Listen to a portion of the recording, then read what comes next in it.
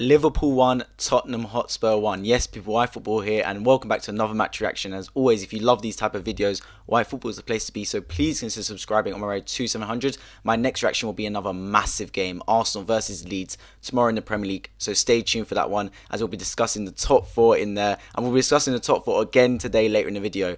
But this was a massive game as well. Liverpool-Tottenham. It's one team fighting for the championship, one team fighting for top four. And in a way, a point suited neither side, yet that's what we came out with. I mean, we have to say that on the balance of play, a draw, you'd say Liverpool maybe deserved the win, but Spurs were dangerous this game on the counter-attack. I said before the game, everyone's expecting Liverpool to win this football match. Liverpool won the best sides in Europe, if not the best side in Europe. But Tottenham, this is the perfect type of game for them because they love to hit teams on their counter-attack. They are one of the best counter-attacking teams in the league. When they've been asked to break down teams like the Brightons, etc., they struggle. They struggle because they ain't really got that creativity to break down a team. When they've been asked to defend deep, defend with their back five, then hit teams on the counter-attack with pace and precision, that's what they love to do best. They've got two assassins up front in Harry Kane and Heung-Min Son, and they combine beautifully for Tottenham's first goal in the 56th minute. At that point I was thinking, oh God, because as an Arsenal fan, that was the worst possible thing to happen. I needed Liverpool to win this football match. Now on reflection of draw, look, it's Arsenal still, should they beat Leeds tomorrow, go 4 points clear, so it's not the end of the world, 5 to 4 points. But in many ways you're thinking, Liverpool, man, the best team in the world, they should be beating Tottenham, especially at home with their full strength team. But that just shows you, man, Tottenham, their game plan is sound, their game plan is solid. They've got an amazing coach in charge of them. They can get results even against the best teams in world football. But yeah, credit to Liverpool because they fought back. They played a lot of games. They played the most fixtures you can play in a season. They got to the final of all three cup competitions and are still in the Premier League fighting for the championship. So they played every single game. Their squad depth is unbelievable. Their players were a little bit tired and leggy at times today. They started really strong and then fizzled out towards the end of the half. But they got a massive goal through Luis Diaz, who was a threat the whole game. Deflected off Bentancur, I believe. But either way, that was a massive one. At that point, when it was 1-1 with 15 minutes to go, I fully expected Liverpool to win the match. I thought, look, they have all the momentum. The cop's up for them, Anfield's up for them because it was a bit quiet after Tottenham scored. Liverpool go on and win this football match. But fair play to Spurs, they stuck in, they grinded out the victory. A couple of slow substitutions, players lying on the floor, and look, they came away with a point and almost nicked it at the end through Højbjerg and Harry Kane just confusing themselves. They tried to head the ball back across goal. But yeah, let's talk about the title. We're going to talk about both title and top four. The title first. Man City will be loving it. Man City will be absolutely loving it because there's 3 games left now for Liverpool. They do go ahead of Man City, but purely on goal difference.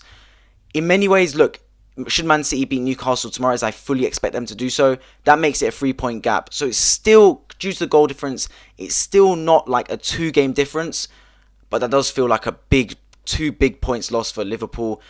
Because Man City, their running is not the hardest by any means, and now they need Man City in many ways to drop points these last 4 games. They already did, but now it's just that kind of like mentality and confidence thing. Liverpool, look, they're in the final of the Champions League. They're in the final of the FA Cup. They're still fighting for the Premier League. The quadruple, I don't think it's going to happen. I didn't really think it would happen before this game anyway. I just think the fact for them to win all 3, plus already win the Carabao Cup, is just a long stretch. Look, should they win the Champions League, FA Cup and Carabao Cup and come second in the Premier League, it's still an absolutely fantastic season for Jurgen Klopp, Liverpool and their fans.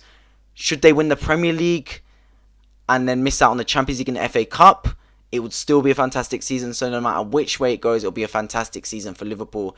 Even if they lose all 3, you can still say what a performance from them to still be in all 4 competitions come May. That's just an outstanding achievement and credit to them. I also saw a fact earlier that on this day 8 years ago was when Liverpool drew 3-3 to Crystal Palace after they were 3-0 up. And I guess this result draws parallels to that in a way because Liverpool could have thrown away the title potentially.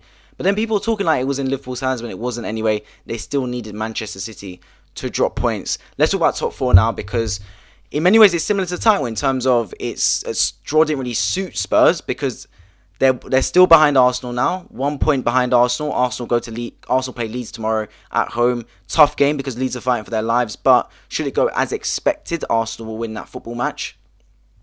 Then it becomes 4 heading into North London Derby or 1 heading into North London Derby in points.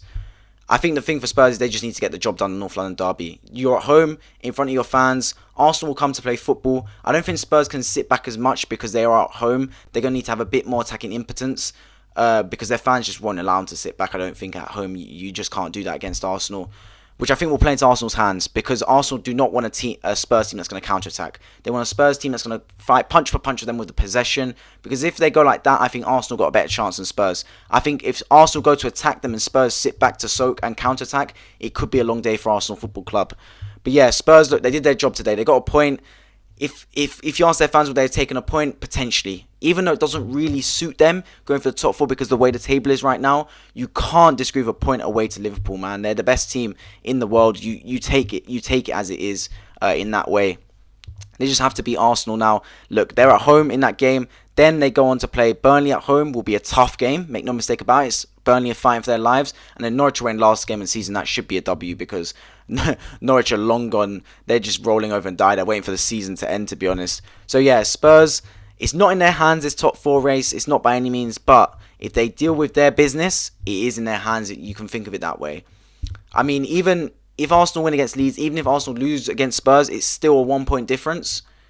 But then again, you're expecting Arsenal to go away to Newcastle. That'll be a tough game as well for Arsenal. Newcastle looking very good, especially at home. And then last game of the season, Everton, who'll be fighting for their lives. Not an easy game again. So it'll be a tight top four race. I mean, we're blessed as Premier League fans because I can't remember a season where the top four championship and relegation have all been up for grabs this late in the season. Normally at least two of those are wrapped up by now and you're only really fighting for relegation, top four, Premier League, but all of them are still up in the air to play for. So it's been a fantastic season all the way around and really exciting finish on all fronts. Looking forward to tomorrow. Arsenal Leeds will be a brilliant game. Going to be covering it as always here on yFootball. So if you guys enjoy football reactions, this is a place to be.